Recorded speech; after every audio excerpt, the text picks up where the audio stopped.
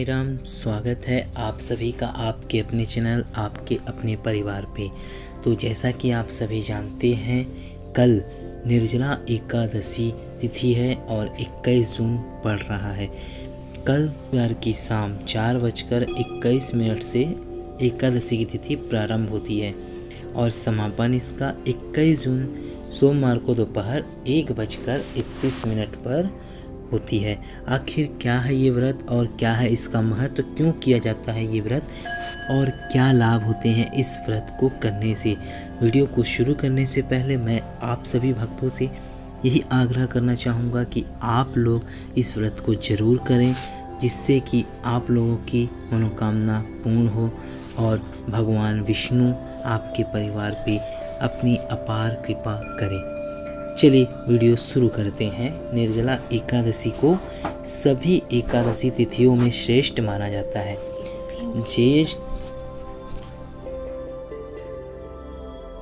ज्येष्ठ मास की शुक्ल पक्ष की एकादशी तिथि को निर्जला एकादशी तिथि का व्रत रखा जाता है। निर्जला एकादशी का व्रत भगवान विष्णु को समर्पित है। इस दिन भगवान विष्णु की विशेष पूजा की जाती है। निर्जला एकादशी का व्रत जीवन में जल की उपयोगिता और महत्व को बताता है। इस व्रत में अन्न के साथ जल का भी त्याग किया जाता है। जल की एक बूंद इस व्रत के दौरान ग्रहण नहीं की जाती है, इसलिए इस एकादशी को निर्जला एकादशी कहा जाता है। निर्जला एकादशी ज्येष्ठ मास की अंतिम एकादशी है। हिंदू कैलेंडर के मुताबिक ज्येष्ठ मास को तीसरा महीना माना गया है। धार्मिक कार्यों के लिए ज्येष्ठ मास को उत्तम माना गया है। इस मास में भगवान विष्णु की पूजा का विशेष महत्व है। ज्येष्ठ मास का 24 जून को हो रहा है। निर्जला एकादशी को भीमसेनी एकादशी भी कहा जाता है। इसकी कथा भीम से भी जुड़ी हुई है। माना जाता है कि महाभारत काल के समय एक बार भीम ने महर्षि वेदव्यास जी से पूछा कि बिना एकादशी व्रत रखे एकादशी व्रत का पुण्य कैसे प्राप्त किया जा सकता है। महर्षि वेदव्यास ने भीम का तब निर्जला एकादशी व्रत रखने की सलाह दी।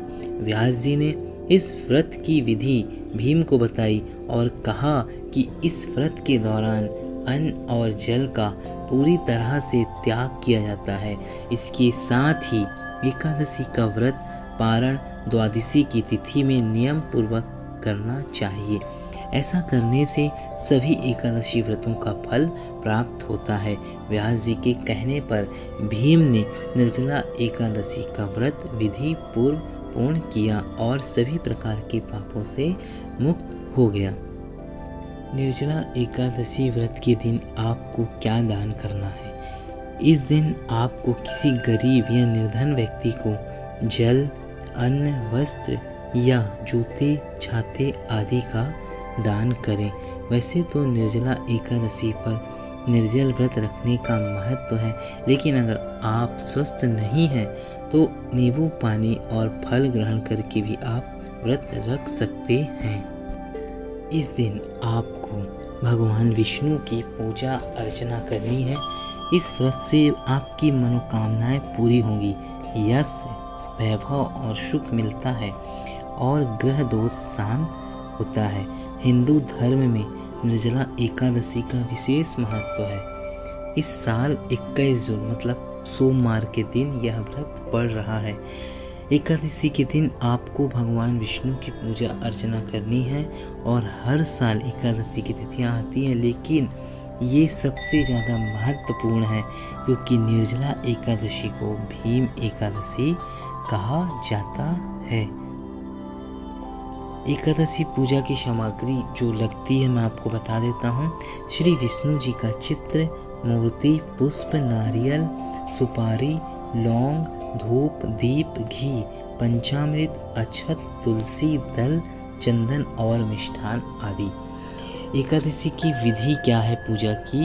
एकादशी व्रत से एक रात पहले यानी कि दशमी के दिन से व्रत शुरू हो जाता है। इसलिए दशमी को रात में खाना खाने के बाद अच्छे से मुंह साफ कर लेना चाहिए ताकि मुंह में जूठा ना रहे। एकादशी के दिन सुबह उठकर नित्य कर्म करने के बाद नए कपड़े पहनकर पूजा घर में जाएं और भगवान के सामने व्रत करने का संकल्प मन ही मन दोहराएं। भगवान विष्णु की आराधना करें और मन ही मन श्री हरि के मंत्र ओम नमो भगवते वासुदेवाय का जाप करते रहें। इस व्रत को करने से जातक के समस्त रोग दोष और पापों का नाश होगा। इस दिन मन की सात्विकता का खास ख्याल रखें।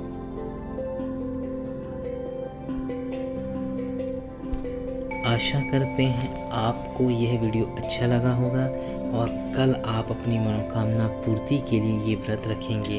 आप बाबा के भक्त हैं तो आप बाबा के सामने अपनी प्रार्थना करके इस व्रत को जरूर रखिएगा और अधिक से अधिक लोगों में इस वीडियो को शेयर किएगा। ओम साईं राम।